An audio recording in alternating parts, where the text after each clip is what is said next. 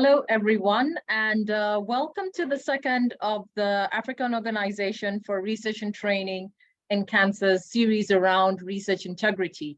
Warm welcome to those of you who were able to join us last week.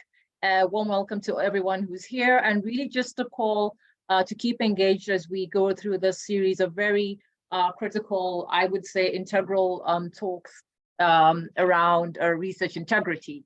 Those of you who were with us last week, remember we talked a little bit about predatory journals, what are the tips and tricks and how to spot what's going on, how do you tell whether a journal's ethical or not. And I think the take-home message was really around the three principles, which we said was think, check, and submit. The thing around this series is that it's really meant to be an interactive series. So we look forward to hearing your thoughts and insights. And today we're going to be talking about data manipulation and retraction, which sometimes we don't necessarily think about intuitively.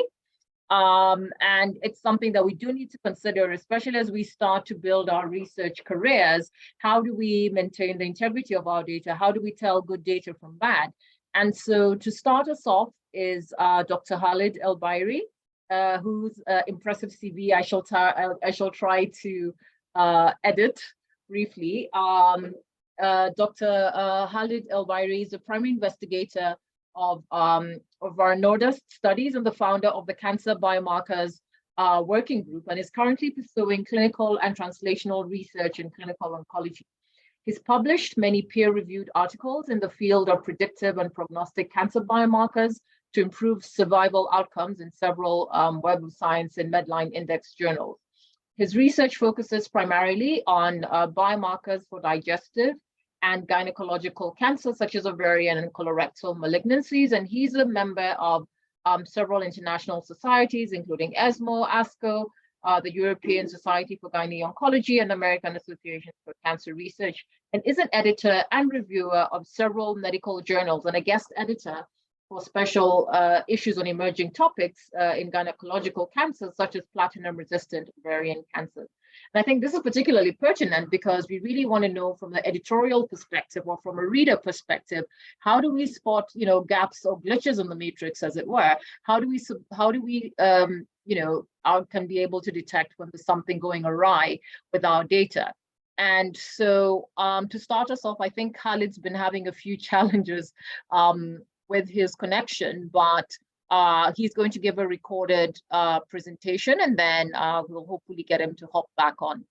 Dr. El-Bairi, welcome. This will not affect the content of my slides, and also please consider my opinions shared here as my own vision, and they do not really reflect the vision of my institution. So today we are going to discuss 6 sections, including some definitions, some standard definitions of data manipulation and falsification in oncology, and also go through some examples, illustrative examples of manipulated data in oncology, so you can get some ideas about how people are now manipulating data to publish their results in international journals. And of course, we need to talk about COP guidelines, so how to identify these issues and how to provide recommendations for international journals so they can make retractions for those papers that contain flawed data. And of course, this is very important because sometimes you have papers that contain some data that can affect your patient care. So it is important to retract them. So at the end, you will not really negatively affect the outcomes of your patients. And of course, we need to talk about something very, very interesting currently emerging in the field of research integrity, which is Retraction Watch database. It's a great initiative where you are going to identify and check all those retracted articles in field transparently and openly. And of course, we are going to focus also on some retracted articles in African oncology with some take-home messages, because it's very important to talk about our retracted papers published from African scientists. And this is very important for our young scientists working in the field of oncology, so they can prevent future problems in their research. And of course, when you identify problems, you need to provide solutions and guidance for young scientists to increase their awareness about research integrity issues and fraud in the field of oncology. So this will be the last part of my presentation today. So this webinar was recorded to facilitate its sharing with all participants, because I have some unstable connection in internet. And of course, I will be very happy to take all the questions during the break and of course at the end of the presentation. So let's start with some definitions from international organizations related to what is data manipulation and falsification. And this is very important because you need to know what is bad and what is good, so you can identify what is data manipulated. The COP guidelines, which are very important, they provide guidance for international researchers, particularly for also international journals, so they can detect falsified data and publish retractions related to this falsified information. So let's make it simple. The definition of manipulated data is simple. In fact, it's the intention of giving a false impression. When, for example, you have negative results and you are making some data manipulation to make them positive so you can publish them.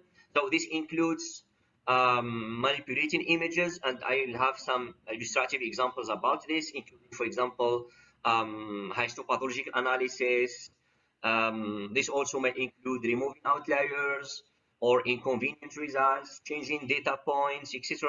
So you can make your data publishable. So unfortunately, this is emerging as a frequent issue in the field of oncology research. And fabricating data is also making new results that are not original, or recording or reporting them. And also falsification is manipulating research materials, maybe equipment or processes of getting those data, or changing or maybe erasing some data or results. So you can have your sometimes like p-value significant and then publish in journals. Unfortunately, when you do research and your results are negative, are sometimes difficult to publish. So for this reason, people, unfortunately, they manipulate data, they falsify them to make them attractive, and they target journals to publish their research. So these are some standard definitions about research falsification and data manipulation, and it is considered internationally as a research misconduct.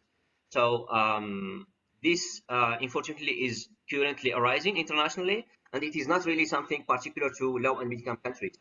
Later, you will discover that a lot of papers are being retracted in high income countries because people there are under pressure to publish and to make their results outstanding. So sometimes postdoctoral fellows, senior researchers, they manipulate their data, unfortunately, to make them publishable. But be assured that the final destination is not a publication, but there is always publication peer review. So the data can be checked and reviewed later after publication. And if we discover that there are some issues and errors, then paper is going to be retracted. And this is good because when you have good practices in high income countries, good recommendations, good research integrity officers, then if you do data manipulation and they identify this later, then they can contact the journal and they can have this paper retracted. So when we check based on a systematic surveys, those articles that are retracted in cancer research, as you can see here, the number of this publication is increasing recently. And this is particularly observed in the field of basic science, but also in the field of clinical oncology. And this is mainly associated with duplications. This means that you have data, you publish them in one paper, and later you are publishing them again in another paper. Or you publish in a first language, and then you publish the same paper in another language. So this is something frequent in retracted papers. There is also other factors like errors in data, fraud, as I said in the definition, plagiarism, and we are going to have particular webinar on plagiarism, issues in autoships, lack of ethical approvals, for example. So all of these factors are encouraging journals to make retractions. When you check the reasons why papers are being retracted, you will realize that misconduct accounts for the majority of retracted scientific publications globally. So manipulating data in addition to errors in making those data analysis, plagiarism, duplications are the most frequent currently in the field of oncology. And this is also frequently observed in high-income countries, as mentioned here in this slide from this publication published in Proceeding of the National Academy of Science. So now we are going to check for some examples of manipulated data in oncology, and that starts with this histopathological analysis published in a paper. Can you please identify anything here that is abnormal? In fact, for me, I see that there are some duplicated parts in this slide here, and there are also some duplications here. So let's check for the details. Here, there are duplicates parts of this histopathological analysis. Here, it's the same part. This and this part are similar. This part and this part are also similar. And here too, they are also similar. So this means that these images here are not original. They are just manipulated and created by the author. Another example of from a case report that reported a skin disease, you can see that there are some duplicated parts from this histopathological analysis. And here it's very clear. As you can see, it's the same image duplicated, the same part duplicated here, here, and here too. This is also the same duplicated. So this means that this image was also fabricated by the author of this paper. This is electrophoretic bands, and it shows that there are some parts that are also similar. And unfortunately, this was not detected during peer review, and the paper was later retracted from the journal. So the message from here is that when you do data manipulation, today or tomorrow, they will identify this and the article gonna be retracted. So be careful, don't manipulate your data, because as I said, today or tomorrow, they will identify this, and this will be bad for your career, and it will ruin really your life, your academic life. So just please don't try to make any manipulation of your images or your data. This is another example where you can see that there is a lot of duplications. This is the same in these two different panels. This is the same picture. It was just reversed. This one and this one is also similar. This is the same one from this part, and it was just reversed. This is another example of manipulated data. Basically, this should not be similar because it's different experiments. So you should not see the same parts of this histopathological analysis. So this is another example of manipulated images in the field of oncology. This is another example of papers where you can easily detect that there are some duplicated images and parts of these pictures. But unfortunately, when the peer review is flawed, reviewers sometimes don't check for the details. So they sometimes these papers are being published. And now the issue with journals is that reviewers check for the text. They don't check for supplemental material. They don't check for the details in the analysis, in the images, and sometimes these articles are published. This is an example, another very, very smart example from a smart author that tried to use some electronic microscopic analysis. But when you check for the details, you will realize that there are some very, very similar content from the cells. And this is not normal because you should not have similar cells with very similar content. So this was later retracted because all of this content is manipulated, is not original. So when you have manipulated data in papers like this and are retracted, you can easily find this notice on PubMed.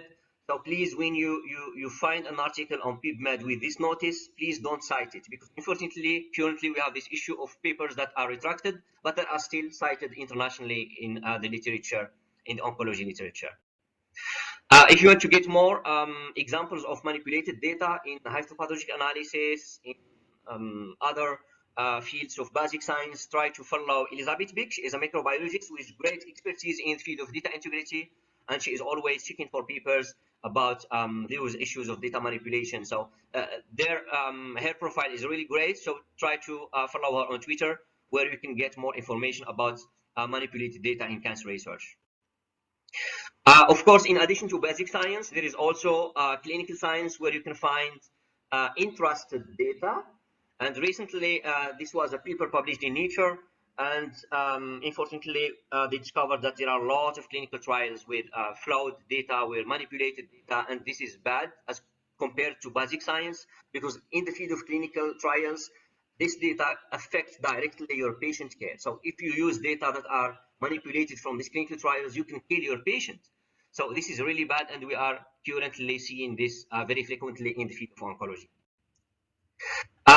There are other reasons of publishing flawed data in the field of clinical trials in oncology.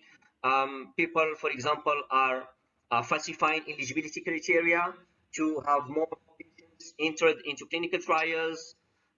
Sometimes you have ineligible patients, but they are included in the trial. Sometimes also they fake genomic data in predictive models so they can have more patients recruited in the trials. They fabricate and falsify data to make them positive. But when you check the details, when you check their raw data, you will find that these data are not real and they are flawed. Unfortunately, these papers are being published in great journals, and the peer review seems to be very flawed currently, because we have a lot of negative trials with issues in endpoints, with issues in control arms, in data recruitment, in patient recruitment, but they are published, unfortunately, in international journals. And when you have these negative trials, for example, or flawed trials, people from industry, they try to make them positive with a particular positive style in writing the text. So please be careful when you read papers from international journals, because sometimes this is flawed and it's not really something that will provide improvements in survival outcomes of your patients. I will focus now on COP guidelines. We need guidance from international research integrity organizations so we can have some let's say ethical retraction, because we need to retract papers that contain manipulated data, because it might affect your patient outcomes. And the COP guidelines provides guidance and support for international journals to see how this retraction should be considered, what to include in the retraction notices, how to quickly publish these retractions, and who should issue a retraction, and what to do when there is inconclusive evidence to retract the paper. So the COP guidelines are very interesting, and I really invite you to go there and read their content.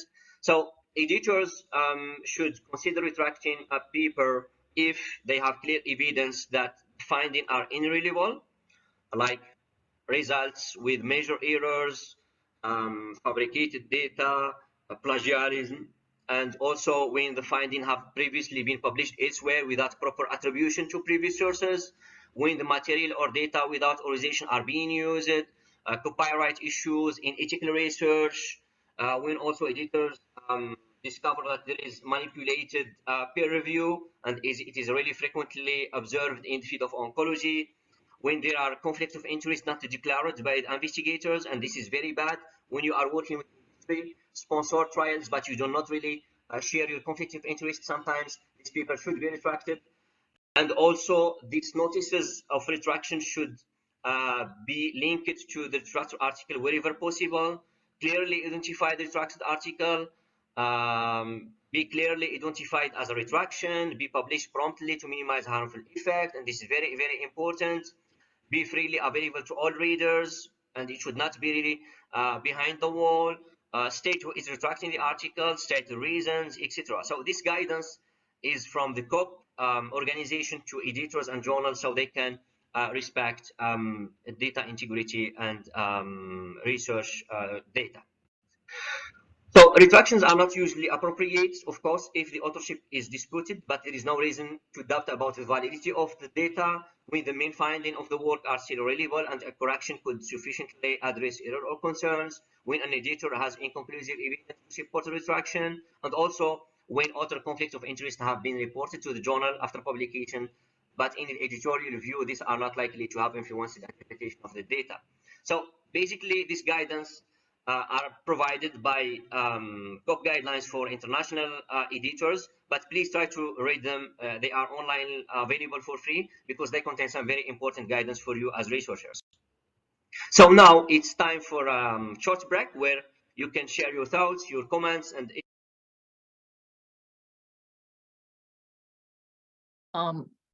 thanks so much, Khalid, for that great sort of introduction to the topic and that comprehensive overview. I think I'm trying to see whether, hi, can you hear me? Sorry. Okay.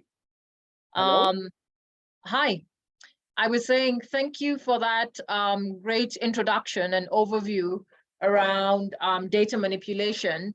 I was trying to see whether there's any comments or questions in the chat so far. I think the first is really around maybe just giving the context of the lady from Norway who is involved, but then perhaps as people are thinking about questions to sort of ask, and it's a very open forum.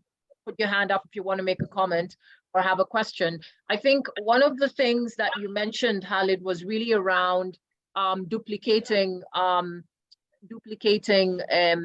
your own research, and or maybe sometimes dividing the research into little bits, what they call salami publishing. And I think people might not actually realize that that's a problem. So maybe perhaps we could maybe talk a little bit about that and what are the dangers around that. Yeah, this is a very important remark. Thanks, Miriam. In fact, salami publication is something different. When you have great results, you try to separate them into short papers. But in case of duplications, in fact, the authors use the same material again in another paper. So it's like using the same data to produce another paper, but just changing the title, changing some methodology, some discussion. But when you check the details, you realize that it's the same data. And sometimes people are using the same previous images, for example, of like expression of a protein or something. It's like they are publishing a new result, but it's not. It's just the old result published differently. I don't know if you hear me well because I have unstable connection, and I apologize for that. But also one another important comment is about salami publication, which is bad. Unfortunately, people don't care about quality sometimes. They want a lot of publications, so they separate the results into different papers to get more papers accepted. But I think this is something that we need to fight against, because quality is more important than quantity, and young oncologists always understand that having one paper in a great journal with great questions answered is better than a lot of papers with a lot of journals. Thanks, Khalid. And I think I don't see any hands up yet, but maybe just sort of talking to one of the issues that has been raised around spotting. How do you spot glitches in the matrix, so to speak? How do you spot? Because I mean, as we said, many of us don't really necessarily look at the images, but then I think most of us are reading the text. But then, is there a way, or what are the tools are available, say, to a young researcher to how do I, sort of assess a paper, even if it's not the figures, to actually tell, is this, data manipulated? We've also seen, of course, and I'm sure somebody's going to ask about it at some point, chat GPT and use of AI. What are the tools that one could sort of tease out to see whether there's actually been any data manipulation? And I think Gurma has just raised their hand, but we'll take the question next. But if we could maybe comment on that. Yeah, this is a great question because now, unfortunately, journals do not do their job to peer review papers as per international standards. Sometimes they just review the text, they don't check the data. And you know that the original data are not always shared by the authors. So if you want really to check if the results are valid, you need to check the data. And it's rare that an author share publicly the data. But there are some initiatives to check the content of their papers online publicly, transparently, but it is something rare. So if you want to check the validity of a paper, you need to check for the data behind. But unfortunately, as I said, sometimes you don't find this data. So regarding manipulation of images, in fact, there are some softwares. Unfortunately, they are not open source. They are used by some journals. It's bad that it's not available for all of journals. It's just some publishers that have access to these softwares, but they are powerful. They check for similarities in images to detect if there is any repetitive parts. For example, as I mentioned in my previous slides, I hope it was clear. There are also some experts in the field of research integrity, as I mentioned. They are always just checking those figures if there are any data manipulated. You can find some of these initiatives on the PubPeer. I will talk about this in the second part of the presentation.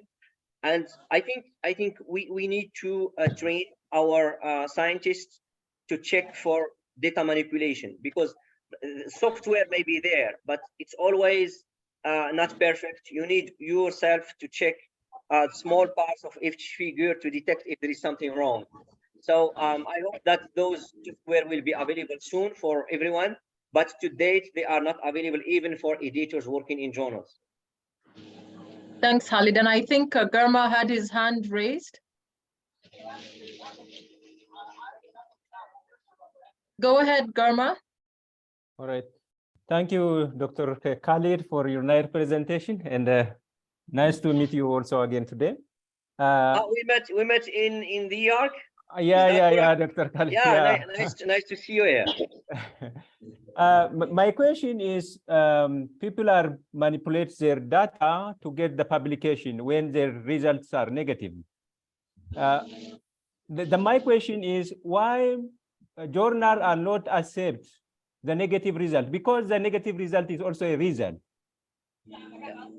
Exactly.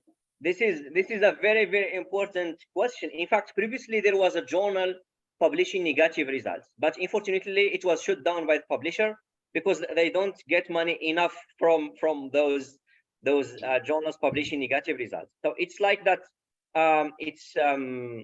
When we put money into the publishing process, people take care more about positive results and p-values, etc. Sometimes, as you said, there are negative results that are also important for our daily practice, but they are not published. So this is bad, and I don't know if there are recommendations in this perspective, but unfortunately journals, and it's something traditional in their vision, they want to get papers published when they have positive results. So one solution is preprints. I think if you have negative results, you can always share them globally using preprints. Thank you. I'm trying to see if there's any other comments or questions in the chat. But yeah, I mean, maybe one of the things to sort of think about is frequently, Khalid, I mean, you're running a test, you're running a study, because we're saying that it starts from prevention rather than sort of downstream when you're managing a team. And whereas you might be sure about the efficacy of the of your research, sort of flow and things, but then you may have members of the team that are not necessarily on the same page. So how do you ensure that even as you start your research, that you are managing to avoid data manipulation? Because a good part of that is really around the integrity of your data recording and your records and how you store them and things. So maybe you could perhaps comment a little around that. Yeah, in fact, this is also a great comment. In fact, the responsible for data manipulation in most of cases is only one person. So when you have the final draft, the final manuscript being reviewed by all authors, they don't ask for data. They just review the content of the paper, the results, the introduction, etc. So the thing that I recommend to all authors, including co-authors and the last investigator in a paper, is that they do a meeting together, they check the data together, they reproduce the data analysis together, so they can have a global overview of what has been performed by only one first author. So when one first author is doing data manipulation and there are a lot of other authors checking with him, then I think the risk to have data manipulated is low. So the thing that we don't have currently, unfortunately, is that authors don't care sometimes about how the data were analyzed. So they just check the final draft. So really the message, the take-home message for senior investigators, for all scientists, is that you need to work together on the whole process. This means that if there is an author collecting data, then you need to check with him if he is collecting data correctly or not. When we do statistical analysis, it's also important to reproduce the same statistical plan by another one. So you can compare your results together and see if there are any issues. So I strongly recommend that all authors should check the whole process, not just add in their names and then at the end, if there is an issue, they will say, oh, the first author is responsible. No, all the authors are responsible, and this is something we know currently in the COP guidelines. So I strongly recommend that, please, in the near future, even if you want to collaborate with someone, always ask for the database.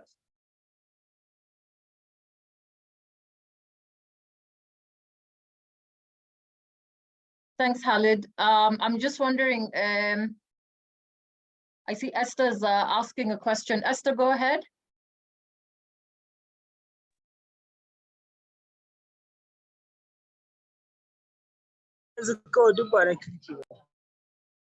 I think she's asking if your reference article you used in your paper is retracted after you have published, does it negatively impact on your own paper? I don't know if I got the question correctly. Can you please repeat that? Okay, you can hear me? Yes, Esther, welcome. Thank you. So I was asking, you've talked about these papers that have, maybe they've had data manipulation, and maybe as a researcher, I used one as a reference for my own research. I mean, now, if my paper is already published, mine is not manipulated, but it was based, I mean, it's part of the, let's say the referencing really included some papers that have eventually been retracted or so. Does that impact on my paper at that point? I totally understand now. Thank you so much for this. This is a very important question, because now we have retracted articles being cited in other new papers. So yes, when you have your final draft, always check if the references are current. There is a software called, if I still remember, Crossref. You can put the links of your references, and then it will give you the latest update of the paper, if it is current or it is under correction or being retracted. Another thing is that on PubMed, for example, when you see that there is a paper retracted, then you should not cite it because it's flawed. It might have issues in the design, etc. So do not cite retracted articles. If it's late, for example, you publish your paper and it's until sometimes that the other article, the reference was retracted, then you can't do anything, unfortunately, because the article is already retracted. You have already cited it, and you cannot really make a correction. But if you use that article as a rational, I mean, if their design was reproduced by you, then you need to be careful and make a statement publicly, because sometimes if you use the data from a retracted article and they are no longer valid, and now you are designing a new study based on that rational, it might really affect your final conclusions. So you need to state public something like corrigendum, public statement on preprint servers, also make maybe an erratum, ask the journal to make statement or something like that. But if it does not really affect your final conclusions, then it's okay. Thanks, Khalid. And I see, Kudus, you have your hand raised. Yes, thank you very much. Thank you, Khalid, for the presentation. I would actually do a follow-up on the last question, then ask my primary question. Now, if a paper was retracted not based on the validity of the findings of the paper, but based on the fact that the pictures used for the paper were not properly cited, does it really matter? Can that paper still be cited if the validity of the findings was not the basis for which the retraction was made? So that's one. Then two, if you have a research work that has a timeline for its conclusion, and you have challenge with getting the number of samples to meet your sample size, is it appropriate to report to go ahead to analyze the total number of sample you get and make a comment of the limitation section about the fact that I couldn't get your sample size? Because I think one of the reasons why people multiply samples is because they probably did not get an accrual over that period of time they need to get the sample. Thank you. Yeah, thanks for great questions. I understood the first one, but the second one, I couldn't get it, but I will ask you again. For the first question, in fact, the recommendation is that you should not cite any retracted articles, even if they have some small issues in reusing some previous figures, copyright issues, for example. You should not cite them because you are giving credit to a paper that has issues in ethics, in data, in I don't know, other reasons. Okay, so basically a retracted article should not be cited. So that's the tradition, and that's what we have now as recommendation. For the second question, I couldn't understand. If you can just repeat very fast. Yes, okay. Thank you very much. I think I will give an example. Okay, I'm carrying out a research and my sample size is meant to be 200 participants. I've been able to accrue within a period of time when I'm meant to conclude the research. I was able to accrue 120 participants. Can I go ahead and analyze and report my finding and mention the limitation in getting appropriate accrual for the study as one of the limitations of the study?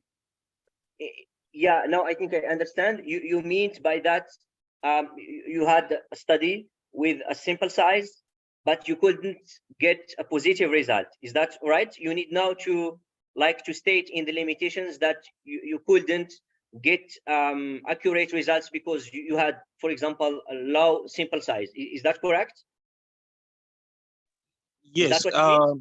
Yes, I'm not able to get the appropriate number of sample I'm supposed to use for the purpose of the reporting. Yeah, I totally understand. Do I discard the research work based on the fact that I couldn't get the number, or I go and read and analyze, then mention in the limitation that I couldn't get the samples that I set out to get? Yeah, in fact, yeah, you know, in all studies, including those great studies published in great journals from Nobel laureates, for example, they have limitations. All the science you publish has limitations. So it's always great to be transparent, and at the end of your discussion section, you need to state your limitations. It just depends on the journal we are going to publish. Sometimes if an editor is somehow aggressive, they will not accept to have your paper published because you couldn't get the sample size required to get the answer of your questions. So in all cases, you can find other journals that can publish short communications, short reports. It's like a pilot study. I always consider studies that have issues in sample size, because sometimes, you know, on the resource seating, you cannot get the enrollment, the optimal enrollment to respond to your questions because of lack of funding, etc. So it's always a pilot study. So you can publish it as a pilot study rather than just a full original article. So I strongly recommend to publish that as a pilot study and then state your limitations, as you say. I don't know if Miriam has some other comments. No. Thanks, Khalid. I was actually going to agree in the sense that you always want to be as honest as possible. and have people interpret your findings in view of the limitations. Because if your study is not necessarily powered to answer your question, then the conclusions that you make might not necessarily be as robust, and that has clinical implications. However, you've gone through all the trouble, Kudus, of maybe collecting 120, that's still 120 more than we have data about in our region. So as we would say, we'd definitely encourage you to publish and maybe find a good sort of fit in terms of the journal where you're able to share that data. Maybe perhaps before we quickly go back to the next section, I think Omar's asking a question, or rather asking for a comment around self-citing, and maybe this is a good time to dive into a little bit around self-plagiarism and maybe the distinction between the two. So he is asking about if it is allowed to do self-citations.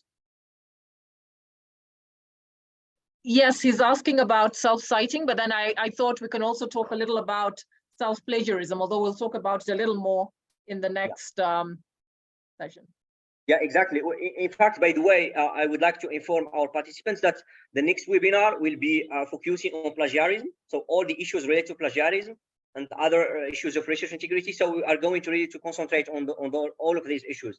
So regarding the question, in fact, self-citations are allowed when you have built a new study based on the previous evidence you've published. So for example, if I have a first study talking about something, it's published. Now I am publishing a new study, and the new study is based on the previous evidence I published. Then it's okay to self-cite. There's no issue at all. But if you self-cite something with no direct link with your paper, then it's unethical, because we have a lot of papers published. Why not citing them instead of citing only yours? So self-citations are allowed when they are justified. So yeah, you can self-cite, but when it is justified, just not to increase your citation rate. Regarding self-plagiarism, yeah, it's a very important question, because sometimes people are reusing the same text they have previously published. They are just adding the reference, for example, and this is like frequently observed in the method section. And the standard definition is clear: you should not reuse any previous text without any referencing, and also without paraphrasing. So I know that sometimes you have a protocol, a study protocol, that you need to reproduce because you have details, etc. But believe me that all the science we have is paraphrasable.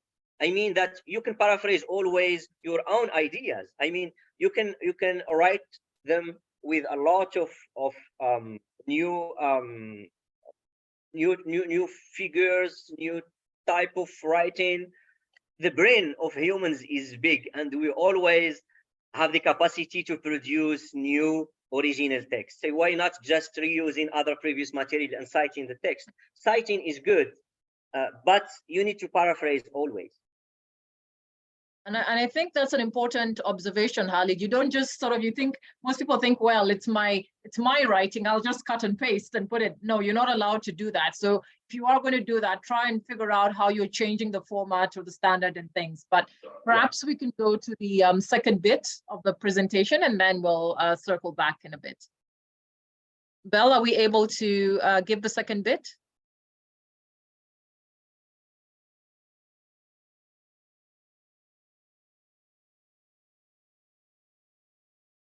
So until then, we are waiting for the slides to be shared. I just would like to add the comment about self-plagiarism. For example, if you have published a paper, an original one, you want to use it for your thesis, for example, the new thesis you are writing now to defend your project.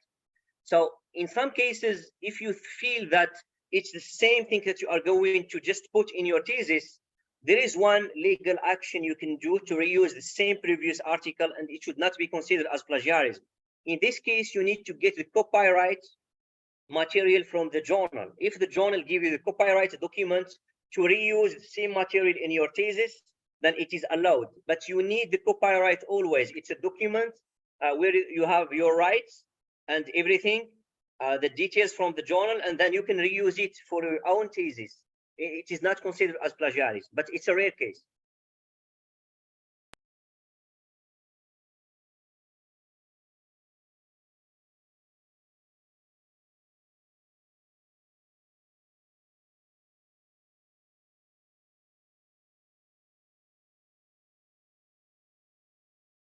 Belle, are we able to start? Or maybe I see Hania has raised her hand.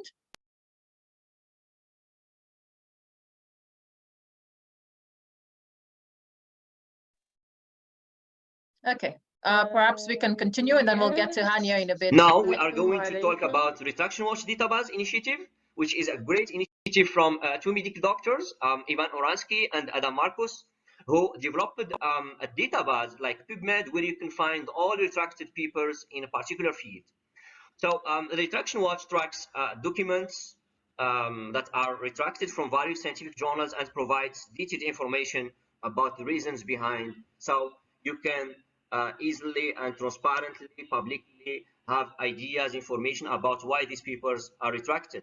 And this covers news and development related to research activity, academic publishing, scholarly communication. It's freely available. When you go there, you can get a lot of great information about retractions.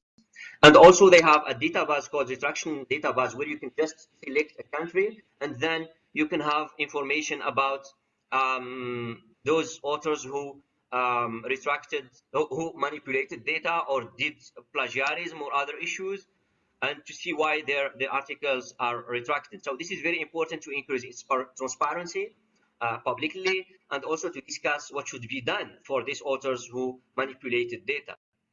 And of course, this is one example of papers from Morocco that were retracted. And if you check here, the reasons why these papers are retracted, these factors are actionable. This means that we can limit the issue of duplications by training. We can limit the issue of plagiarism by training people about plagiarism, how to write, how to paraphrase.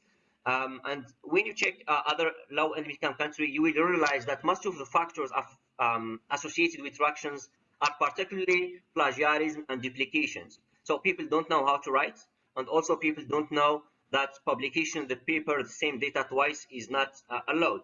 So this, I think, can be limited by providing good training to our researchers, and this is part of, I think, these webinars are great to limit this issue in Africa, and later we will have another webinar about how to avoid plagiarism in oncology. When we talk about African oncology, there are a lot of examples of retracted articles, and I will give you some, I think one example, very interesting example from a clinical trial that was previously conducted in Italy, and the data there were manipulated, and later the trial was retracted. So let's talk about this paper published several years ago in the in the GCO, and the authors used high dose chemotherapy for metastatic breast cancer. This was a randomized trial, and later it was retracted because when we checked the data, we discovered that the data were manipulated. So this was a randomized trial that provided some evidence promising results for a significant proportion of patients with metastatic disease, and that using high-dose chemotherapy might increase their survival. So later, there was an independent review committee that checked the data of this trial, and they found that there was much disparity between the reviewed reports and the data presented at two international meetings. So this means that the data presented in international meeting were not the same as those published in the fuel paper. And of course, the reviewers saw no signed informed consent. This is bad in clinical trials, and the institutional review committee had no record of approval. So this means that the trial was conducted, but in particular, you cannot run a clinical trial without having consent of patients and also without having a prior ethical review committee for your institution. So the author of this trial admitted scientific misconduct by using a different control chemotherapy regimen from that described in data, and the paper was later retracted. So this is one example of an illustrative example of articles where it was run inethically and the data were flawed and manipulated by the first investigator of this clinical trial. And of course, if you are a famous name in the field, they can write about you in international magazines like New York Times. And the thing that is really attracting the text I read about in the New York Times magazine is that the author said final verdict was not yet in because the studies showing no benefit were still ongoing. and might eventually show that some patients were helped. This was published in 2000, and now we are seeing this every day. This means that now we have a lot of clinical trials in oncology published in international great journals, but they are not really helping patients. They say that they are supporting patient outcomes, they encourage progression-free survival, over survival, but when you check the design of these studies, they are flawed. They don't use real and good control arms, and they don't use great endpoints to demonstrate evidence of the improvement of the outcomes. So we are seeing this every day, unfortunately, in a lot of oncology meetings, and this was predicted 50 years ago, unfortunately. There was a great paper that analyzed the retracted articles in Africa, and I really strongly believe that it's really a great reference for us. So please go there and explore more details. I will just give you some conclusions from this very interesting study published by some colleagues in South Africa. They demonstrated that most of the articles published and later retracted in Africa were from the basic life science, biomedical fields, and also in the clinical area. So this means that our fields is highly affected by retractions.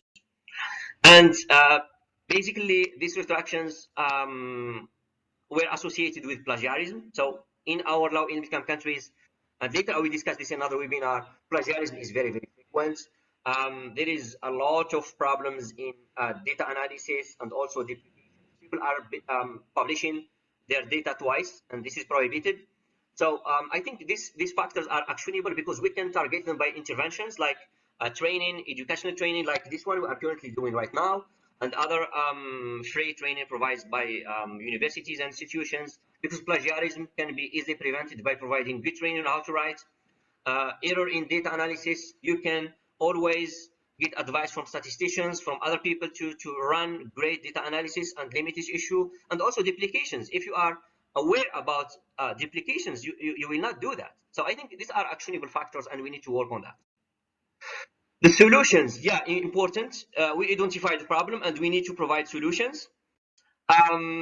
Let's first talk about ethical retractions. This is something I really respect from this Nobel laureate, Frances Arnold. One day she discovered that one of the her papers contains some data that are not reproducible, and she contacted the journal to retract the paper. So this is very, very interesting, because when you are a great scientist and you discover that your data are flawed, they contain errors, they contain something that is not reproducible, no valid, no more valid, so you need to contact the journal to make the retraction, because sometimes if it's a trial, then you can affect negatively the patient.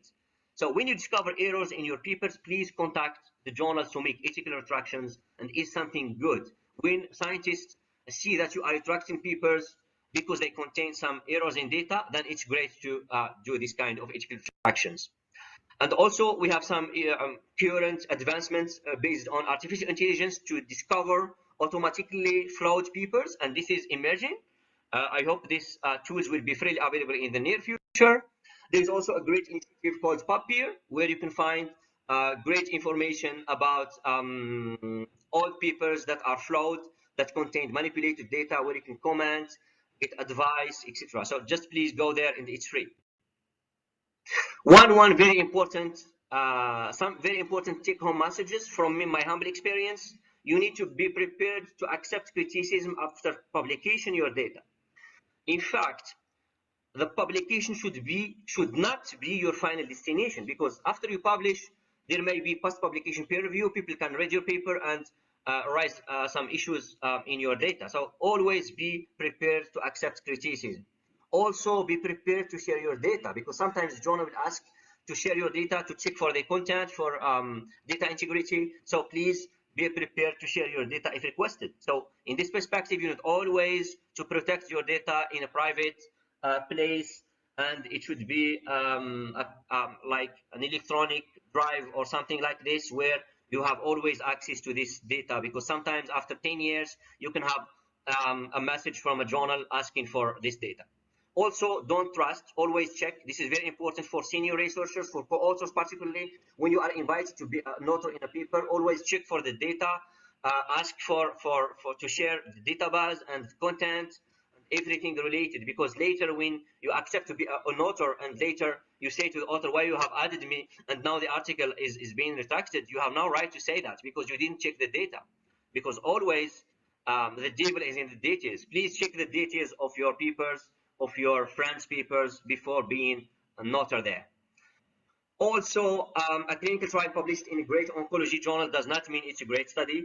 We are currently seeing every day a lot of very flawed clinical trials, phase 3 trials in international great journals. But when you check the data, when you check the design, the control arms, endpoints, they are flawed, and this is bad. So please, you need to learn evidence-based approaches, methodology, to have information about how to criticize, how to apprise the content of clinical trials, and this is very, very important for your career. So please try to have some information, some knowledge about this, because very, very important for our daily practice. And during these webinars, we are going to prepare another webinar about how to apprise a meta-analysis, where you will have a great knowledge about statistical issues in meta-analysis, so you can get the best information possible from medical literature and publish great papers to improve your patient care, which is our final destination. Also, there are some best practices to recommend at the national government level. This government should provide guidance and incentive thought, legislation, policies, funding. Academic publishers should always there to retract papers when they are flawed, when there is duplications, when there is plagiarism, and also funding agency should also play a role, and also not just a role, it's a prominent role, because they need to survey these researchers that are being funded, to check for their data, for their methodology, etc.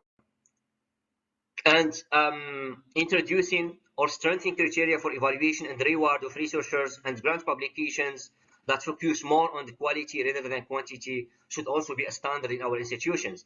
Because unfortunately, when you are under pressure to publish, to have funding, or to stay in the excellence field where you can get more funding, you can manipulate data, and people are doing this to get more funding and promotion. So this is very, very bad. And also, we need to support our institutions to provide free training to all our scientists, because you cannot ask someone to correctly make to optimally make a great study without training them. So we need to train people, and again and again and again, training is key. Really, it's key, and I think the ARTIC is doing great in this perspective. We need to train our oncologists to provide good studies, to publish good data. And this was fast, I am sorry. I know that I have limited time to discuss all of these issues together, but please, if you need more information, we have published some practical guidelines in the global oncology. It's freely available. In there, you can have some guidance about how to use the best practical tools available to publish great data for your to improve your patient care. Also, we published some series with the ASCO connection. It's called Advancing Research on Cancer in Resource Limited Setting, where you can find some of my experiences in this field, and it's practical, and it might guide you to publish great papers in your field for our African oncology. Again and again, a great scientist should always share his knowledge. So please try to share your knowledge in this field. Now you have some knowledge about data integrity and research issues. So please try to share them with your colleagues. Try to share the video that is going to be online on the YouTube channel of our ARTIC organization. Try to share it with your friends. Try to make workshops for your colleagues. And always sharing is great to increase awareness about these issues and to train, actively participate in the training of our African workforce in the field of oncology.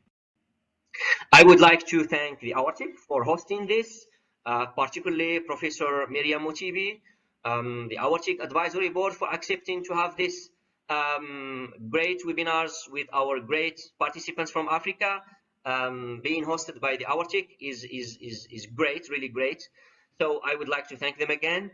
Also, there are some hidden people that are working every day and hard to make these webinars accessible for everyone. So thanks again for them. I would like to thank all my institutions that try to help me to make this project successful, and also the ITMO for having some merit hours to present our data in international conferences. And please be aware that in the next few weeks, we will have another part, the part 3 of these seminars. and we are going to talk about plagiarism and copyright issues in oncology.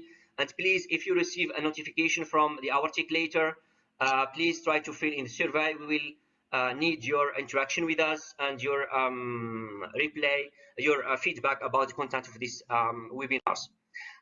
Importantly, please try to register for our upcoming international congress of the Arctic that will be is going to be held in Senegal, and it's a great opportunity to interact with us and make some progress and collaborations. Also, there is an ongoing opportunity to provide leadership skills for our African oncologists. So please try to apply. It's the deadline is approaching, and try to read the notifications, newsletters from the Arctic, and there are a lot of details there where you can apply for this great opportunity. If you need my help, just contact me. This is my WhatsApp and also my email. I am open for collaboration, of help. If you need anything from me, just try to contact me. And also, please do not forget that we are African scientists, not because we are born in Africa, but because Africa is born in us. This means that we need to work together to make this continent great, at least in field of research. So that was my presentation. I would be very happy to see you again in the next future. And please try to contact me if you need anything. And I will be very happy to take all questions.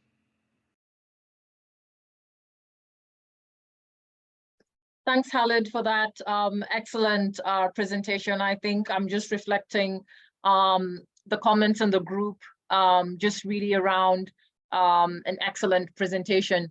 I think we have maybe at least 5 minutes just to have maybe 1 or 2 closing remarks or burning questions.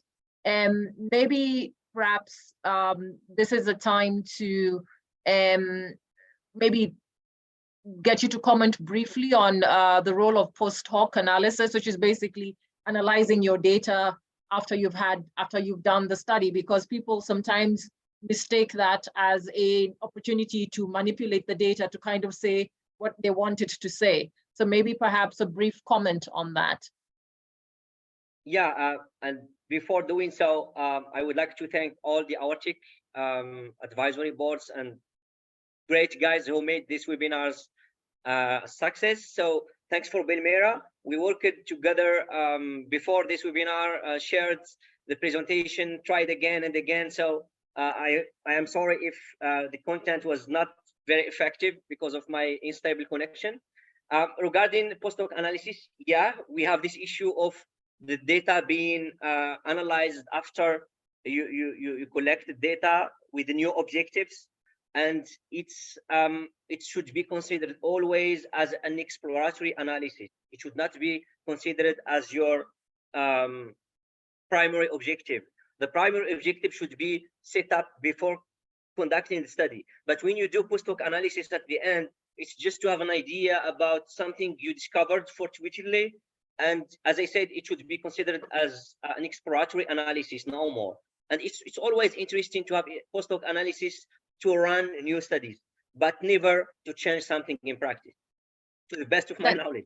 Yes, thanks, Khalid. And I see Hanya's had her hand raised for a while. Go ahead, Hanya. Assalamu alaikum. Just one question. For the reduction of thesis article in French thesis article, it is possible to repeat the same section of our published paper with some modification, or it will be self-citation. Thank you so much. Okay, wa alaikum salam. And in fact, as I said, there is a standard definition. No materials to be used if you don't paraphrase it. But there are some journals that consider percentage of plagiarism. So for example, there are some journals that they will say to you, okay, we can accept 30% of plagiarism. And this includes the text in the method section reused from another paper. So it depends on journals. Sometimes it is allowed to have some methods reused with a correct citation, but the philosophy behind science does not support this.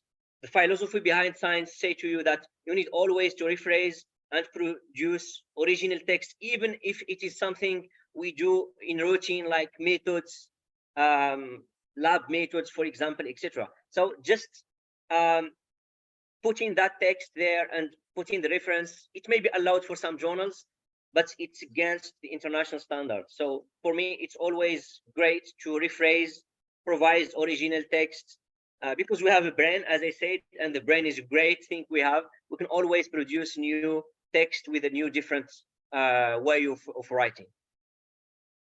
Thanks, Khalid. And I don't know, Fatima, you made a comment about Hindawi journals. Maybe you could clarify what the question is, Fatima.